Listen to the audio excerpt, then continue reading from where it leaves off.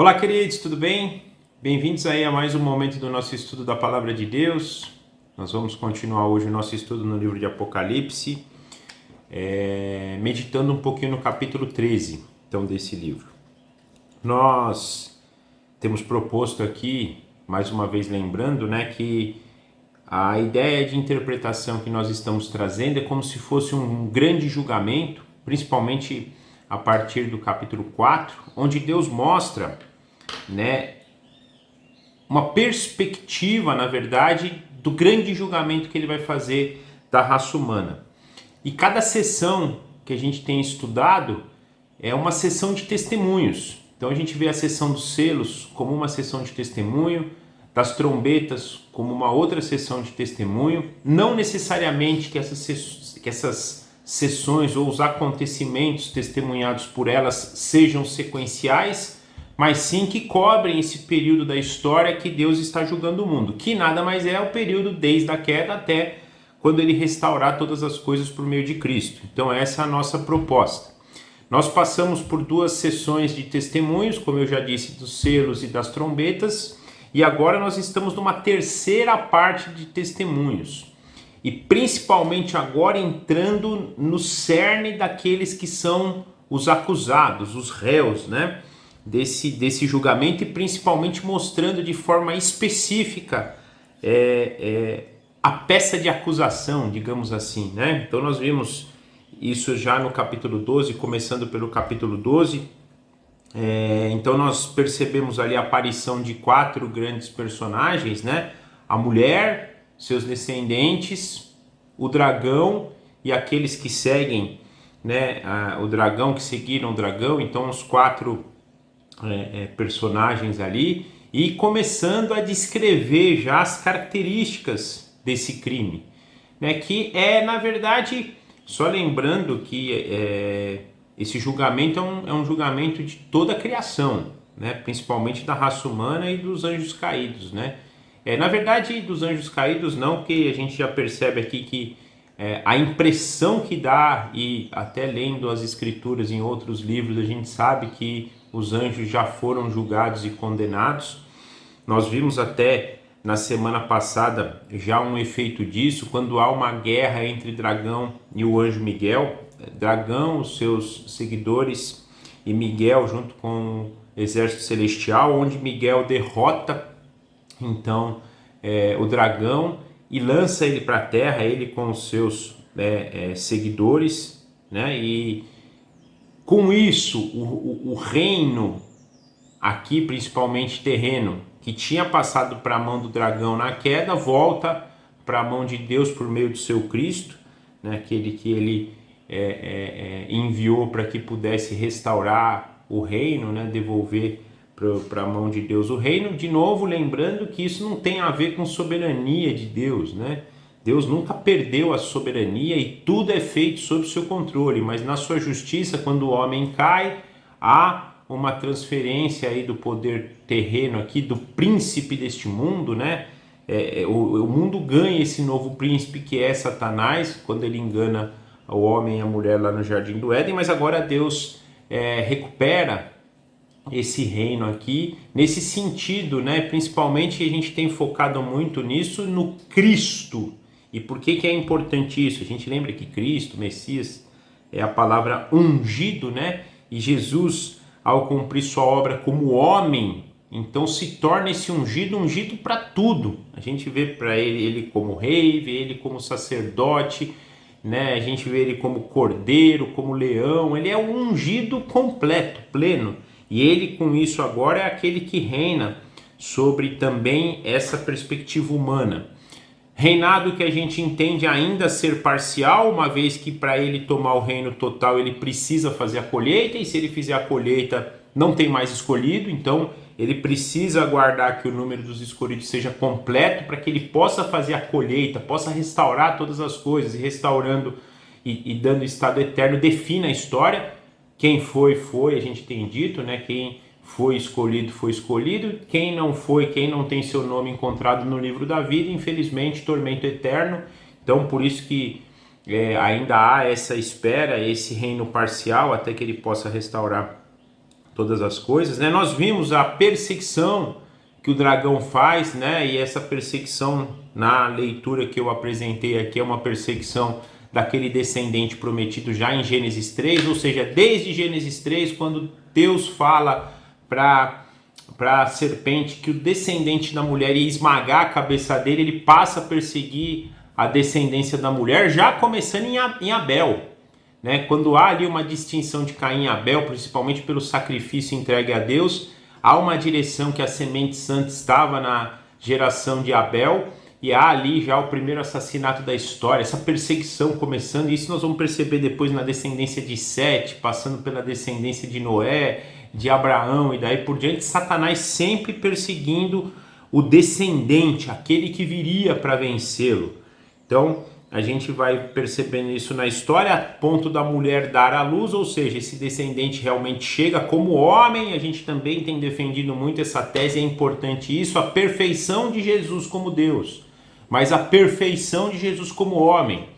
Eu até falo que às vezes se explode na nossa cabeça ao tentar entender, mas quando explode a gente tem que confiar, tem que crer pela fé, que Jesus é verdadeiramente Deus, e Jesus é verdadeiramente homem. Essa é a essência de nós conhecermos Deus.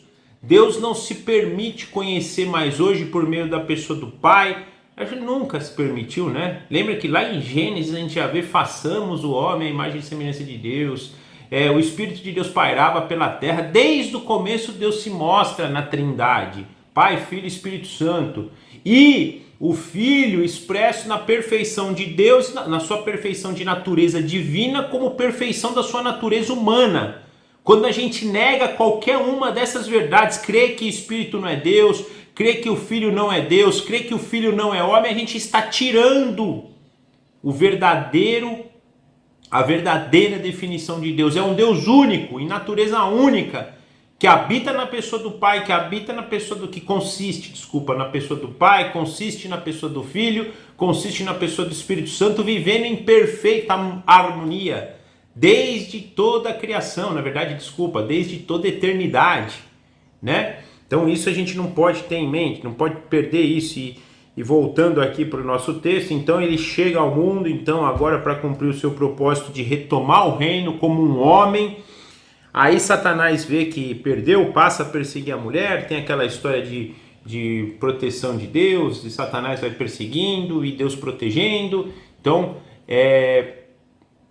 Satanás não consegue destruir o descendente, não consegue destruir a mulher, e aí passa a perseguir então os descendentes, o restante da descendência da mulher, que somos nós também, como nós propusemos no encontro passado. Ou seja, no capítulo 12 nós começamos a perceber essa peça de acusação, começando por esses personagens. E agora vamos avançar então no capítulo 13 com o acréscimo de mais alguns personagens, né? Então nós vamos começar lendo, vamos ler uma primeira porção do verso 1 ao verso 10, mas antes vamos orar pedindo a capacitação por meio do Espírito para que possamos sair engrandecidos desse momento.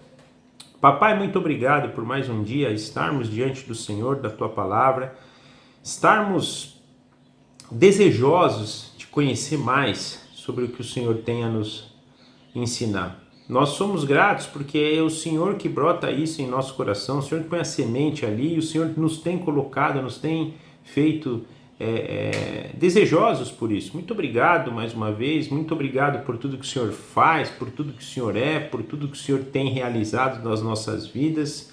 Nós não somos nada sem o Senhor, e tudo, sem qualquer exceção, mas tudo que nós fazemos vem da Tua graça, vem das Tuas misericórdias. Então não nos resta outra coisa a sermos gratos, e principalmente, Papai, dê no nosso coração esse sentido de gratidão, que isso nunca se aparte de nós, que isso nunca saia da nossa mente, que nós possamos entender que cada segundo que nós temos aqui, cada atividade que nós fazemos aqui vem da Tua graça e das Tuas misericórdias. Até aqueles que são ímpios dependem da Tua graça e das Tuas misericórdias. Muito obrigado e muito obrigado, meu Deus. Muito obrigado também por mais esse dia lindo que se inicia, por esse feriado que temos agora, né, de como um tempo de descanso, um tempo de comunhão, um tempo de lazer também, que são coisas que o Senhor também abençoa nas nossas vidas. Obrigado também agora pelo entendimento, e já pedimos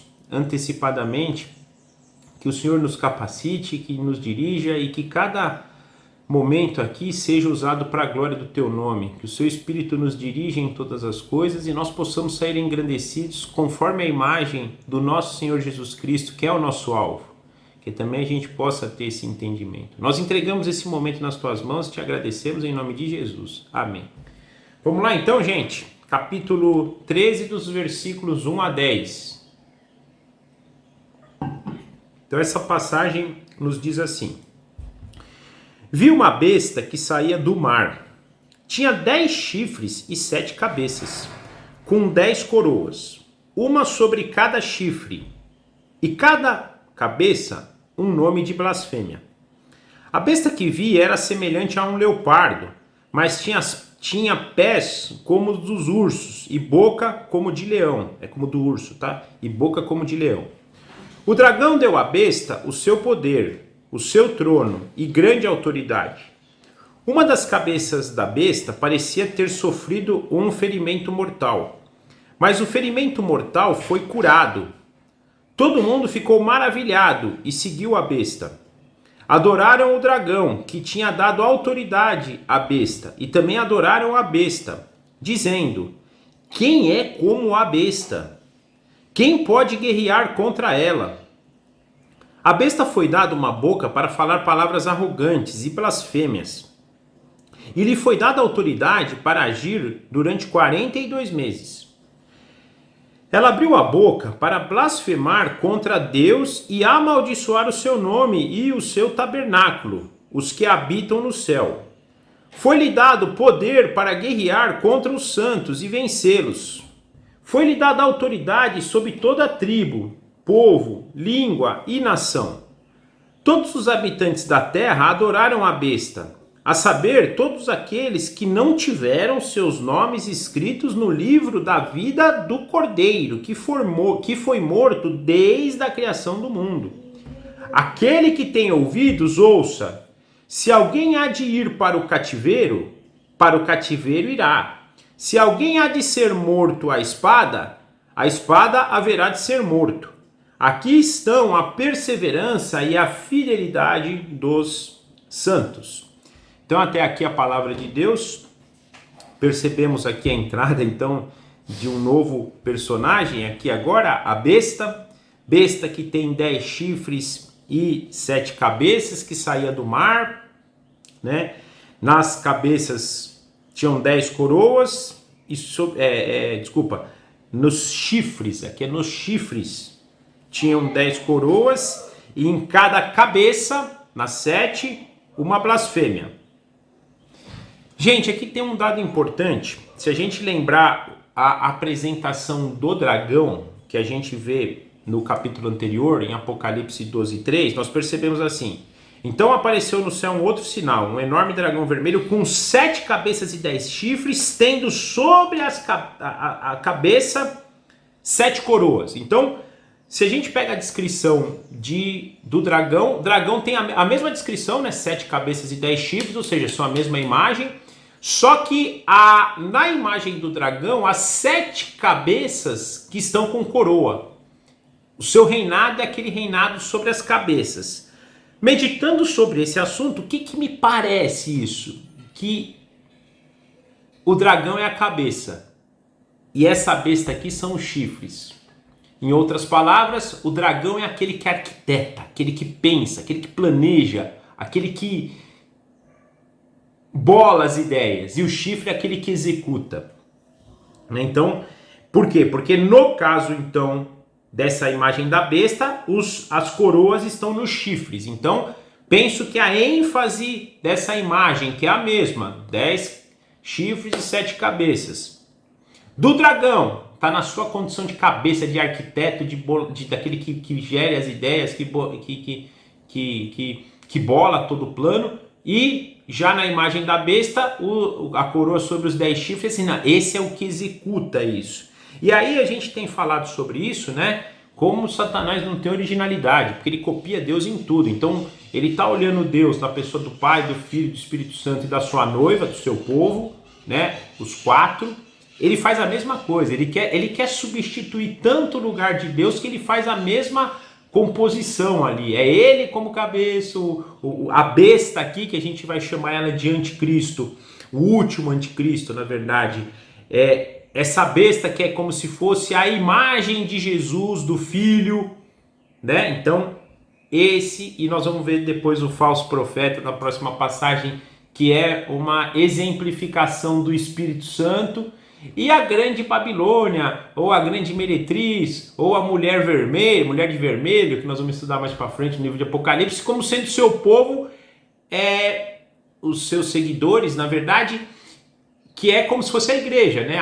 A igreja de Satanás. Então ele copia Deus, mas ele é o cabeça, e aqui penso que esse anticristo, por essa passagem, nos deixa sendo, né, essa besta aqui que sai do mar, sendo aquele que representa no outro lado Jesus, como se fosse Jesus aqui, né? Ainda falando sobre essa imagem, a gente percebe, né, em Daniel, capítulo 7, dos versículos 4 a 7, algo interessante. Lá em Daniel, ele está falando para Daniel ali de acontecimentos que iam ocorrer na sequência, de povos que vieram e viriam, né, e comporiam a história ali de Israel, né? Então ele fala assim, no versículo 4 ao versículo 7 do capítulo 7. O primeiro, ele está descrevendo aqui 4 animais que ele viu. O primeiro parecia um leão e tinha as asas de águia. Eu observei até que as suas asas foram arrancadas, e ele foi erguido do chão de modo que levantou-se sobre os 2 pés como um homem, e recebeu um coração de homem. Aqui é uma menção a Nabucodonosor, né? A seguir vi um segundo animal que tinha a aparência de um urso. Ele foi erguido como em um dos seus lados, e na sua boca, entre seus dentes, tinham 3 costelas. E lhe foi dito: levante-se e coma quanta carne puder. Depois vi um outro animal que parecia como leopardo, e nas suas costas tinham 4 asas, como asas de uma ave. Esse animal tinha 4 cabeças e recebeu autoridade para governar. Na minha visão da noite, vi ainda um quarto animal, aterrorizante, assustador e muito poderoso. Tinha grandes dentes de ferro, os quais despedaçava e devorava suas vítimas, e pisoteava tudo que sobrava. Era diferente dos animais anteriores e tinha 10 chifres, também fazendo essa menção.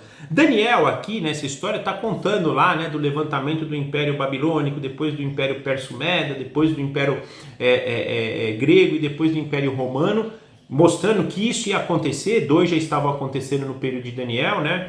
O babilônico aconteceu, o Medo-Persa também. Depois viria um terceiro reino, que era a Grécia, né? O Império Grego, e depois o Império Romano, e ele descrevendo isso. Mas aqui, o que eu queria entender dessa passagem, e tem a ver com essa questão dos 10 chifres, a gente vai perceber, sempre durante a história, uma forma que Satanás levanta seguidores para destruir o descendente, ou os descendentes, ou a própria mulher, a igreja e o povo de Israel, eram esses reinos, né?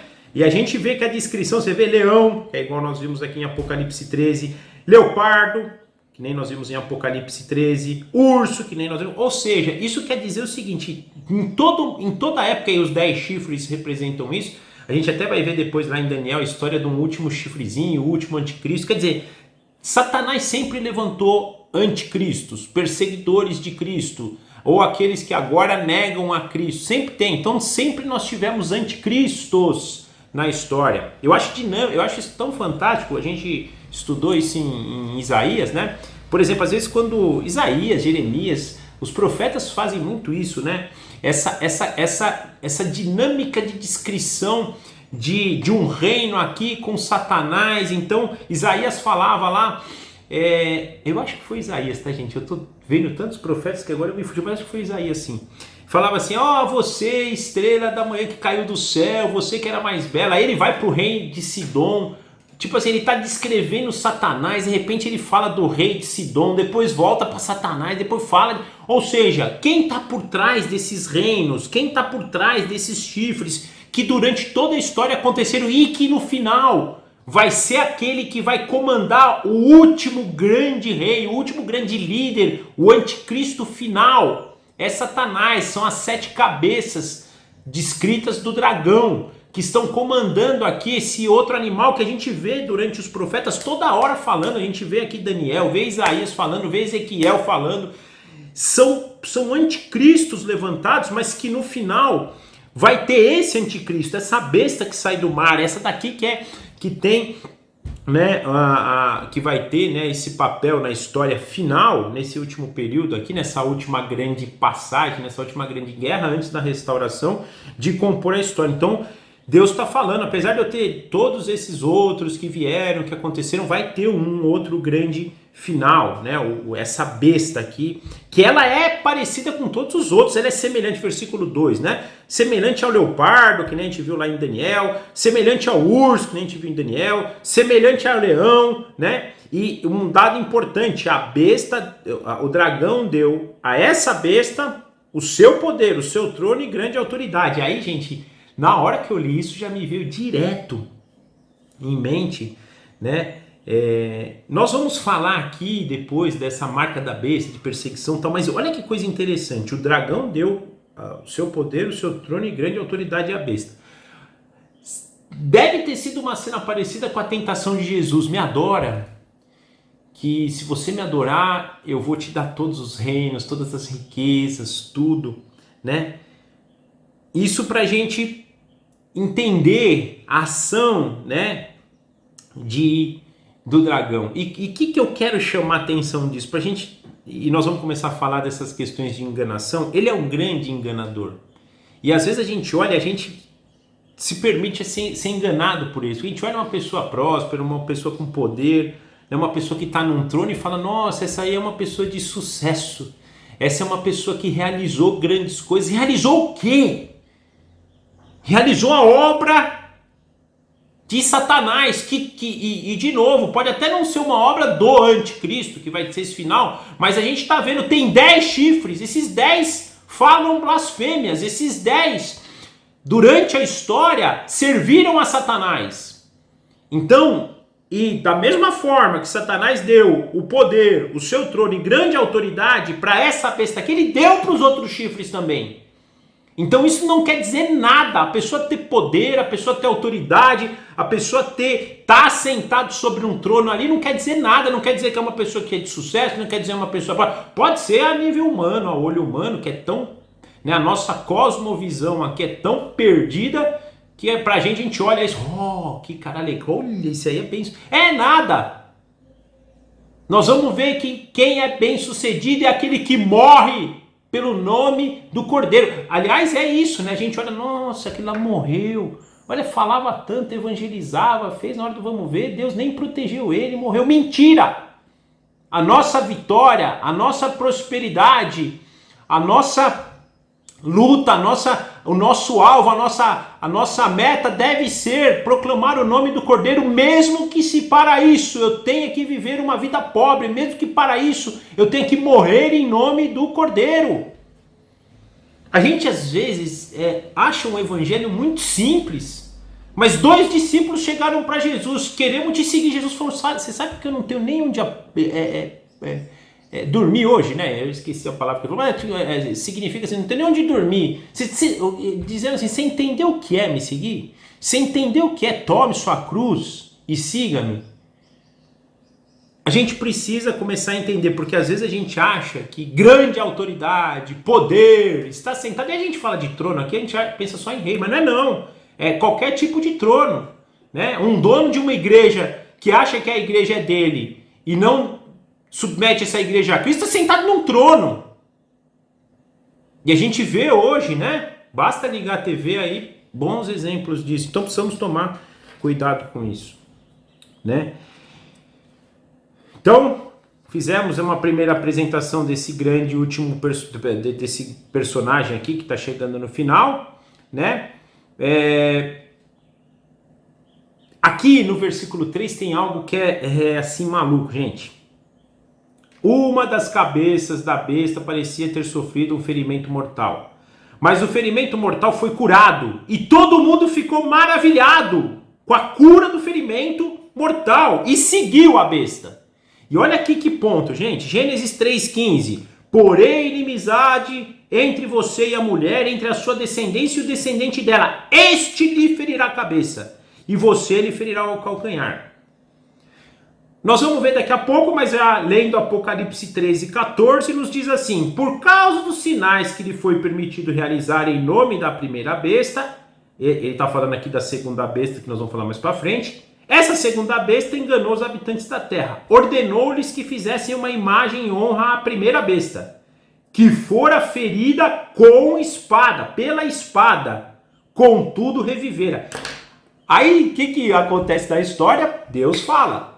O descendente da mulher vai esmagar a tua cabeça. Aí Satanás e falar, então tá bom. A última besta que vai servir para enganar as pessoas vai ter a cabeça curada. A ferida que vai fazer é mais ou menos assim, olha, o descendente da mulher pisou na cabeça do meu ungido aqui, de Satanás, né? A última besta, não, o anticristo, pisou, feriu a cabeça dele, ferida mortal. Quer dizer, ele morreu, mas ele reviveu. Ou seja, o anticristo venceu o Cristo de Deus. É a imagem que ele vai passar. E a terra, cega no seu pecado, no seu estado de treva, vai crer nisso. Vai falar, nossa, quem é igual a besta? Nós vamos ver nas passagens anteriores, nas passagens seguintes, quem poderá vencê-la, versículo 7. Quem vai vencer a besta? Por quê? Porque vai acreditar que ela venceu o descendente da mulher. Que aquele que feriu a cabeça, que Deus tinha falado lá em Gênesis 3, feriu a cabeça realmente da besta, mas a besta reviveu. Penso que essa imagem, essa passagem nos leva para essa direção, que o anticristo sofreu esse ferimento que Deus tinha prometido lá em Gênesis 3, mas que reviveu, que venceu esse, e agora todas as nações então ficam maravilhadas, seguem ele, né? E mais importante de tudo, que a gente vê no versículo 4, com isso eles passam a adorar a besta e adorar o dragão. Ou seja, a única adoração que deve ser dada a Deus, dado lá nos 10 mandamentos, aqui difamada pelo dragão e pela besta. Porque o mundo vai estar totalmente cego, por isso acreditando que o anticristo é o Cristo, né? Avançando, versículo 5 e 6, e aí ele recebe, né, a autoridade, né? Porque fala assim, a besta foi dada, ele recebe a autoridade para quê? Para falar palavras arrogantes, blasfêmias, né? A gente vê lá que, inclusive, né, na cabeça, nas 7 cabeças é blasfêmia, quer dizer, Satanás ali nas cabeças, né, como pai da mentira, um grande enganador, e aqui o anticristo refletindo isso, né, falando blasfêmias, né? Tudo isso por um período de 42 meses, 42 meses, aquele período da grande tribulação, no meu posicionamento, os 3 últimos anos da 70ª semana, né? Que é a última semana que a gente estudou lá do livro de Daniel, né? E ele fica então blasfemando, amaldiçoando. Ele amaldiçoa. E por que eu falo que é da parte final? Porque ele amaldiçoa o nome de Deus e o seu tabernáculo. Lembra que no Sermão no Sermão Escatológico, Jesus fala? No meio, né? Ali, na 70ª semana de Daniel fala que no meio vai haver aqui a grande apostasia, e Jesus fala que quando essa grande apostasia acontece, que começa esse período final da grande tribulação. Então esse período aqui nós estamos falando, né, desse período que a besta vai estar lá, todo mundo adorando ela, né, todos aqueles que não têm seu nome escrito no Cordeiro, no livro do Cordeiro, né, no livro da salvação. Mas aqueles que não têm seu nome escrito vão adorar a besta, vão seguir ela vai difamar o nome de Deus, ela vai difamar aqueles que habitam no céu, vai difamar todo mundo, e o mundo vai estar caindo. Versículo 7, caindo no seu engano, né? Versículo 7, ele também recebe poder para guerrear contra os santos e vencê-los, né? Isso sobre todos os povos, raças, tribos e nações, então todos os santos de todos, aí não estamos falando aqui só de Israel, da mulher, estamos falando de todo mundo, de toda a descendência, e a gente viu isso, que é o dragão também agindo e que a gente estudou no capítulo 12. Então todos os crentes aqui vão estar sendo perseguidos e vai ter, né, o anticristo vai ter autoridade para vencer os cristos. Com isso, versículo 8, todos os habitantes da terra adorarão a besta, porém, ele deixa claro, como eu disse, todos aqueles que não tiveram seus nomes escritos no livro da vida do Cordeiro. E aqui ele fala um termo, né, que foi morto desde a criação do mundo. Ou seja, quem tem o nome fica tranquilo porque não vão seguir a besta, mesmo diante da perseguição, mesmo diante de uma possível derrota, porque o anticristo vai ter autoridade para vencer os escolhidos. Só que, gente, o versículo 9 e 10 nos mostra: aquele que tem ouvido, ouça. Ou seja, preste atenção, veja. Se alguém há de ir para o cativeiro, vá. Se alguém há de ser morto à espada haverá de ser morto. Aqui está a perseverança e a fidelidade dos santos.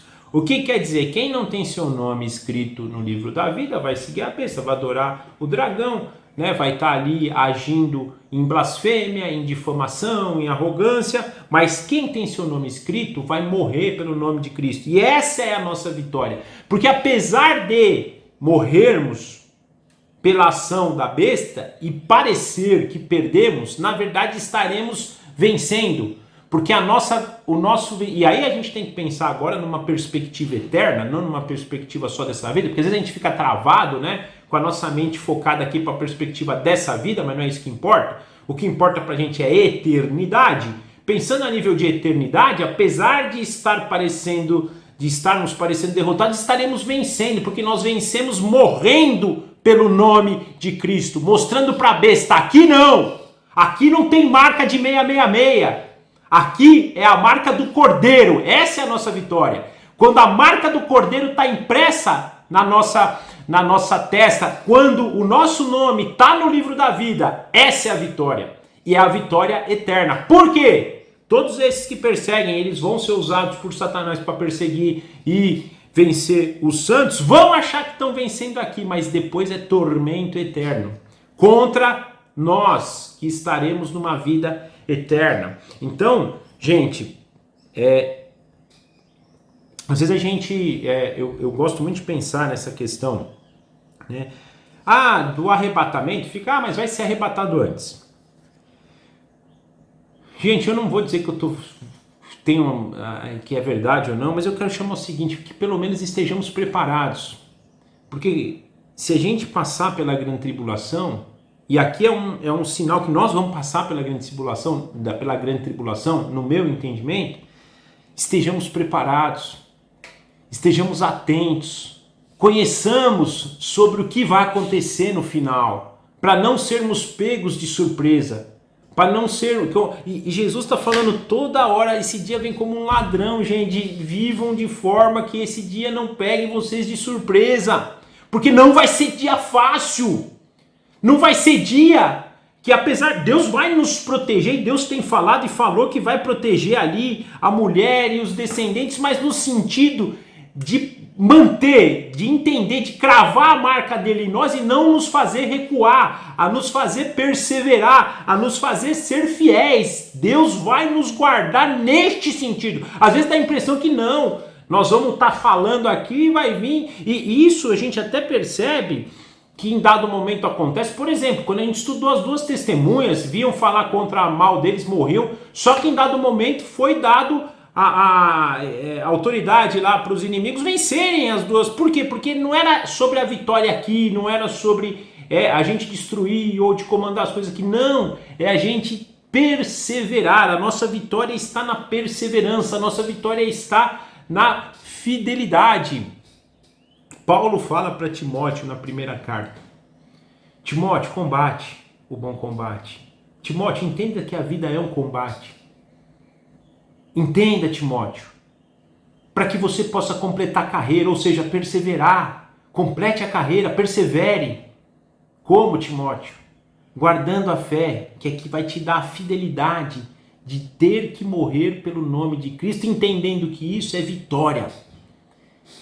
Na primeira carta, na segunda carta ele já fala: combati o bom combate, completei a carreira, guardei a fé. Imagina a gente chegar naquele grande dia, Paulo, nós também, nós combatemos o bom combate, foi difícil, mas nós combatemos, mas Deus esteve conosco. Deus era a nossa força, o nosso refúgio, a nossa fortaleza. Por isso, nós conseguimos completar também a carreira e conseguimos guardar nossa fé. É a leitura aqui, essa é a nossa vitória, é chegar com essa frase: combati o bom combate, completei a carreira, guardei minha fé. É isso. E não que não nos vai acontecer essas coisas, tá? E, gente, como isso Deus mostra na história tipologias pra gente, isso não vai ser momento de tristeza, não.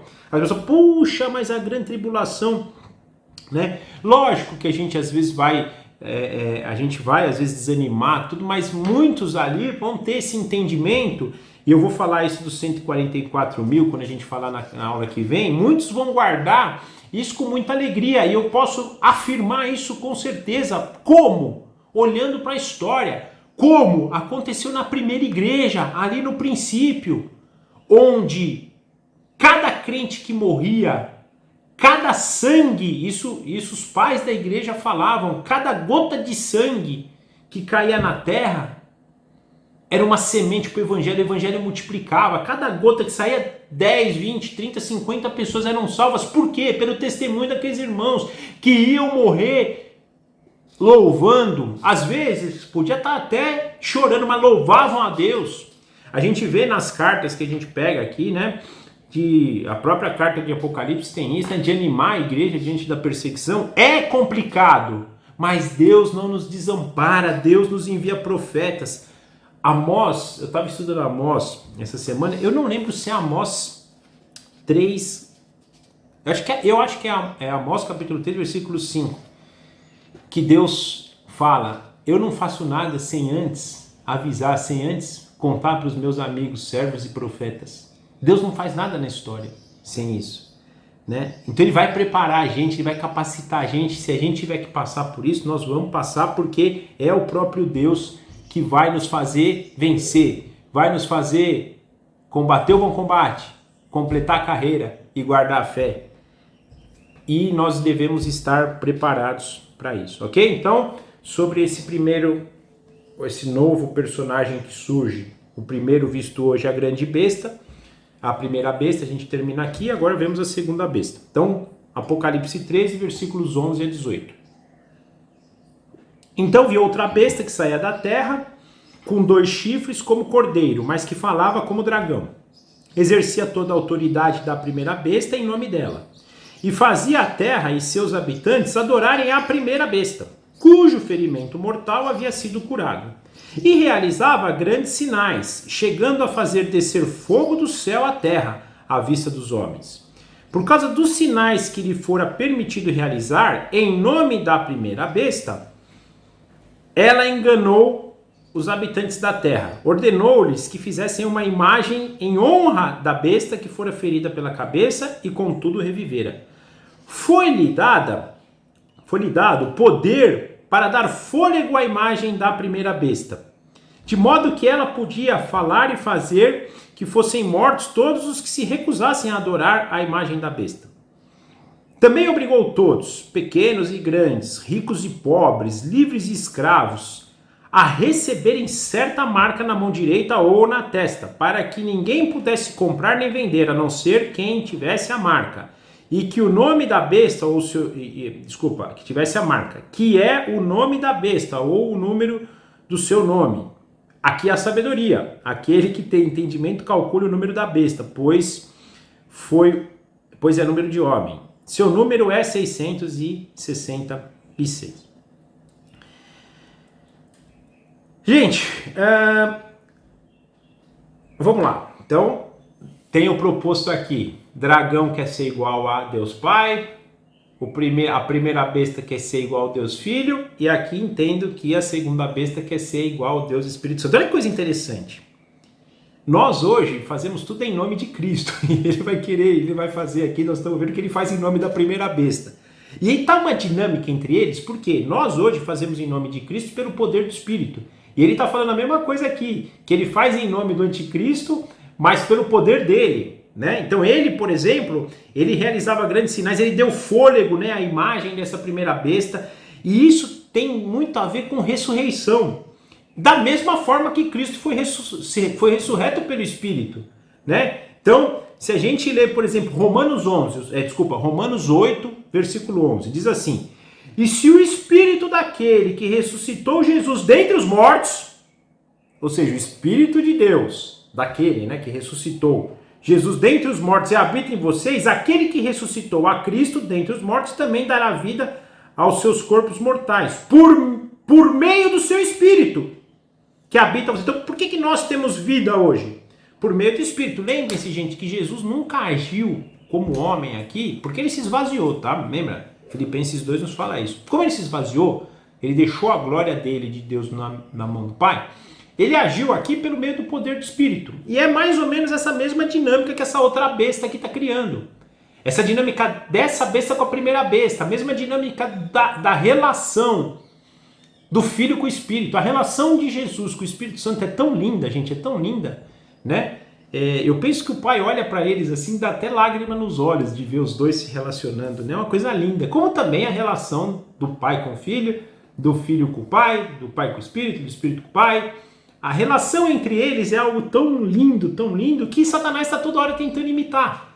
E é o que ele está tentando imitar aqui com essa segunda besta, né? Que, em meu ponto de vista, vai na direção do Espírito Santo, vai na direção de querer parecer como, né, o Espírito Santo. Então, se o anticristo quer parecer com Cristo, essa segunda besta, o falso, que a gente fala de falso profeta, tem a ver com o Espírito Santo, né? De novo, ele está aqui frisando toda hora a questão do ferimento. Vocês repararam? Que foi ferida, isso da primeira besta, foi ferida a cabeça, aí o anticristo aqui ajudou também, então ressuscitou, deu fôlego de vida a essa imagem da besta. Então olha como tem, outra coisa importante, né? O espírito aqui, o falso profeta aqui, da mesma forma que o espírito é aquele que é o agente da ação divina, né? Se nós hoje praticamos boas obras, se assim fazemos milagres, sinais e prodígios, assim fazemos pelo poder do Espírito agindo em nós. Da mesma forma ele quer falar aqui, o anticristo age, as pessoas que vão seguir eles vão agir por meio deste falso profeta aqui, que vai fazer a mesma coisa. Percebemos que é alguém, olha aqui que interessante, aqui agora eu queria já também falar um pouquinho da imagem da besta, eu vou para o final e depois a gente vai voltando. Aqui a gente vê o seguinte, no final existe algo aqui, né? E não vou nem entrar no mérito se é literal, se é alegórico, não me importa isso. O que importa é o seguinte, em algum momento ali da história vai haver uma separação, vai ficar claro quem segue a besta e quem segue Cristo. É uma marca na testa, é uma marca na mão, é um chip, não é nada, ou não é nada, não importa. Eu sei que vai ter uma separação ali naquele momento e vai ter dificuldades, porque quem segue, isso também pensando, de novo, tenho defendido essa tese da última semana, tese de que é literal, de que vai acontecer. Então, imaginando que essa semana aconteça e eu esteja certo nesse ponto de vista, vai ter esse período aqui, os 3 anos e meio final, que vai ter essa separação, né? Não importa como, se é de novo marca na testa, marca na mão, chip, ou se não é marca nenhuma, é só pelo entendimento mesmo, vai ter essa separação. O comércio para os escolhidos vai ser complexo. Nós vamos ter escassez em dados momentos por causa disso, porque nós não vamos seguir a besta, ou nós não vamos ter a marca da besta, ou nós não vamos ter nada da besta, né? Porque o nosso nome está escrito no livro da vida, nós vamos ter dificuldade. E aí ele fala, e aqui tem que ter sabedoria para a gente entender isso, né? No versículo 18, aqui há sabedoria, aquele que tem entendimento calcule o número da besta. Né? Aí fica muito, o que quer dizer esse número da besta? E aí a gente vê lá, né, os 666, sabemos que 7 na Bíblia representa então o número de representação, de perfeição, então 7 tem a ver com perfeição, e ele está dizendo, esse cara nunca vai ser perfeito.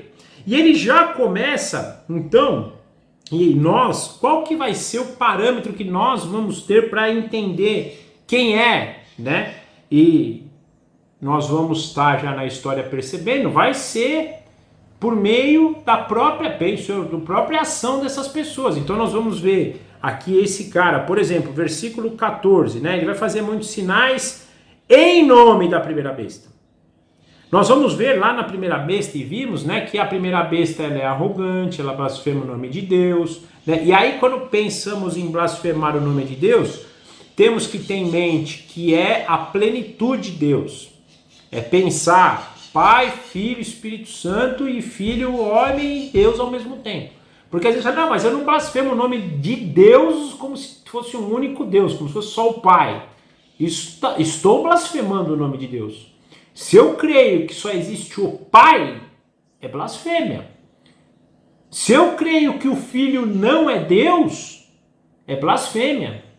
Se eu creio que o Espírito Santo não é Deus, é blasfêmia. E às vezes, quando eu falo quando a gente vê aqui do 666, nós temos que ter em mente o seguinte, alguém que vai vir muito perto, falando bonito, né? Às vezes a gente acha que o anticristo vai vir também tentando enganar, e a gente vê na história, próprio Satanás tentando enganar Jesus, ele vem ali com sutileza, usa a palavra de Deus para tentar enganar Cristo. Mas, então assim, esse 66 parece que ele vai quase conseguir enganar, mas a gente tem que ter sabedoria, entendimento, discernimento, observação para ver todos os detalhes. Então deixar a pessoa, pega todos os detalhes e tem que fechar a conta. Então, se ele chega assim e fala para você, olha, mas não, realmente Deus é Deus, né? O Filho é Deus também. Não, mas o Espírito Santo não, né? O Espírito Santo é um espírito qualquer.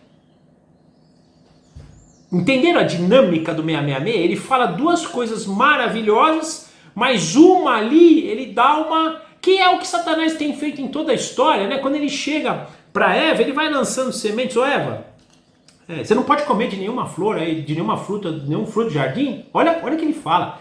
Deus nunca falou isso para Eva e para Adão. Deus falou assim, você pode comer de tudo, menos de uma lá, da árvore do conhecimento do bem e do mal. Mas ele chega lançando, né? Ele começa assim, não, puxa, então quer dizer que você não pode comer tudo. E culpando Deus, né? Olha que blasfêmia, culpando Deus nesse sentido. Ó, nossa, então você não pode comer nenhum fruto. Se alguém despreparado, se alguém se comer, realmente eu não posso comer de nenhum fruto, né? Cai, né?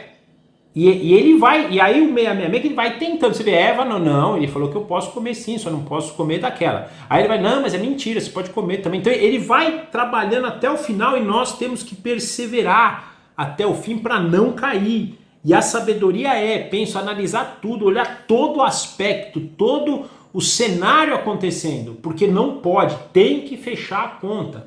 Pai, Filho, Espírito Santo, os três, Deus, Filho como Deus, Filho como homem, falou coisa diferente disso, é o 66. Outra coisa, né?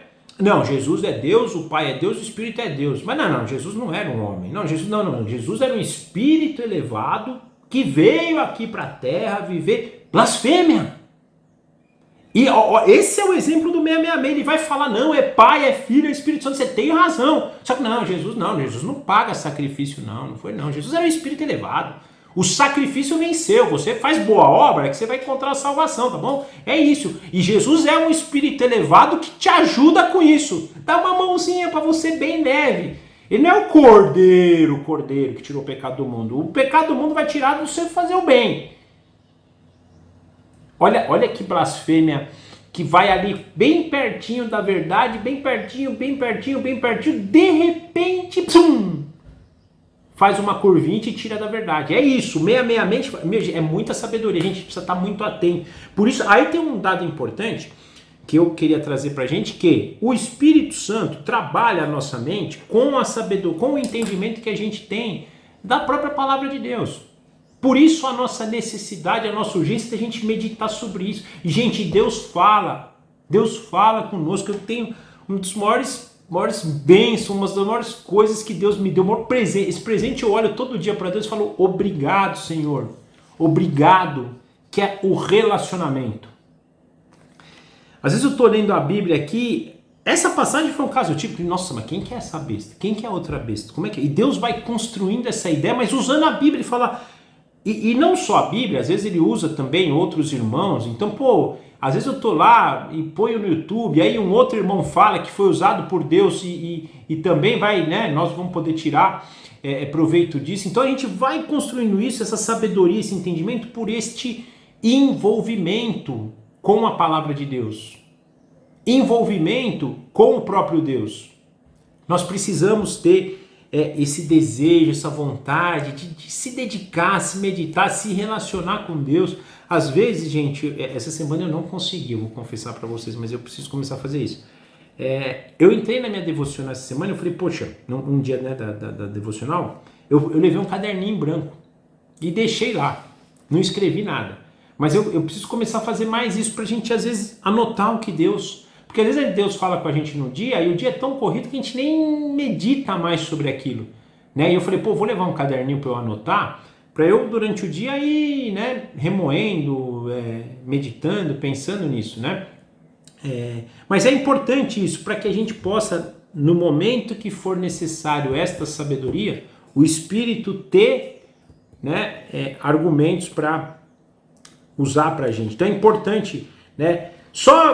Eu falei do final, agora só dando alguns pequenos detalhes aqui desse personagem. Então, de novo, ele quer aparecer com o Espírito Santo, é ele que vai agir fazendo sinais, prodígios, e isso vai dando ferramentas para a gente analisar quem que é essa pessoa, para não ser enganado por elas, né? Então nós percebemos que é por meio dele que a imagem da primeira besta vai ter fôlego de novo, né? Versículo 15, né?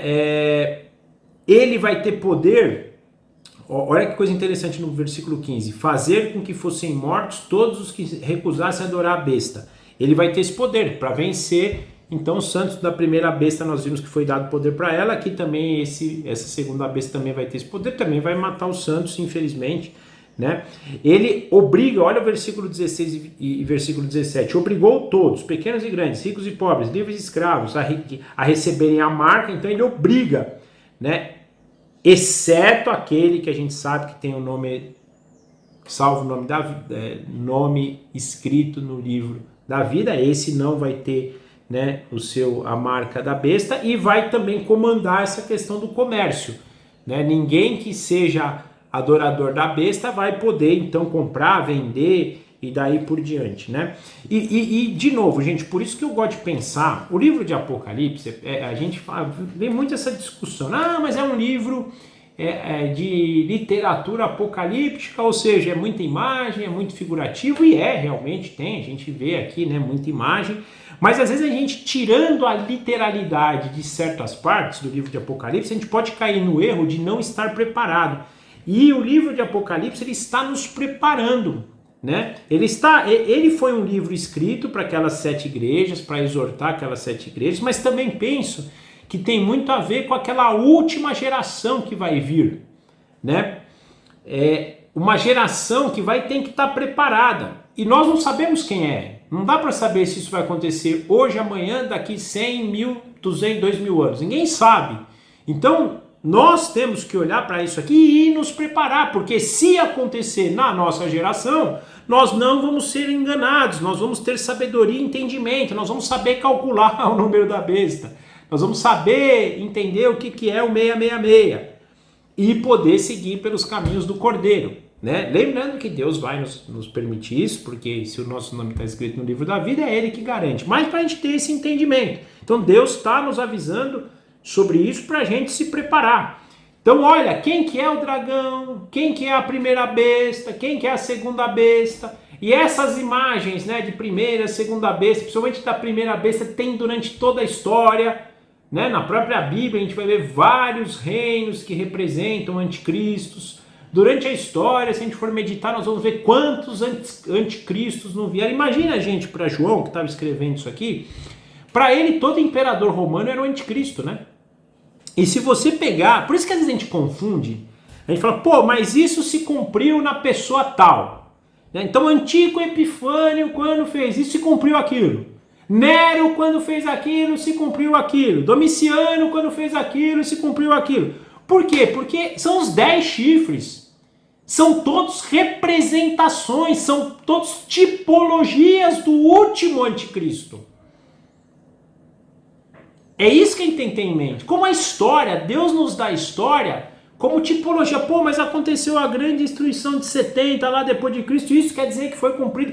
Gente, parcialmente pode ser e tem a ver, mas Deus está mostrando pra gente, tá vendo? Ó, sabe aquilo que aconteceu? Vai ter algo, vai ter uma grande tribulação. Aquilo é o princípio da dor, vai ter uma tribulação muito maior do que essa no fim dos tempos. Então, um exemplo. Outra coisa, por exemplo, a gente vê lá a saída do povo no Egito. Aquilo é o final? Não, aquilo lá é uma tipologia de Deus agindo e salvando e tirando o teu povo da escravidão, fazendo o teu povo caminhar pelo deserto para adentrar na terra prometida. Tipologia daquilo que está vindo para o final. Então a gente precisa ter esse entendimento, olhar para esses personagens, olhar para os outros personagens da história para compor na nossa cabeça quem é 7 e quem é 666. Essa é a grande história, esse é o grande segredo. Para quê? Para que no dia que isso for exigido para a gente saber, não, essa marca não é de Deus, não é do Cordeiro. Porque nós vamos ver na semana que vem, que da mesma forma que Satanás, que o falso profeta aqui marca os seus seguidores, o Cordeiro também marca os seus selados. Na verdade já marcou, né? Porque esse selado está marcado. O Cordeiro tem os seus selados. Então, isso é importante para a gente ter essa sabedoria, para a gente sempre buscar esse entendimento, para a gente sempre ter desejo por Deus, desejo pela sua palavra, desejo por entendimento. Deus fala pra gente. Tá precisando de sabedoria?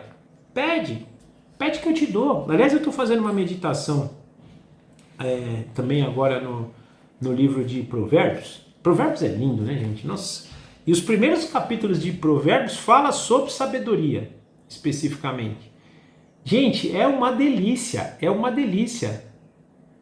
E Deus, cada vez mais, ele vai... Eu estava falando até, só para finalizar, caminhando, conversando um pouco com Deus e falando, Senhor, mas a gente entende tão pouco, né? Ele falou, não, mas fique tranquilo, é uma construção, nós estamos construindo isso com você, né?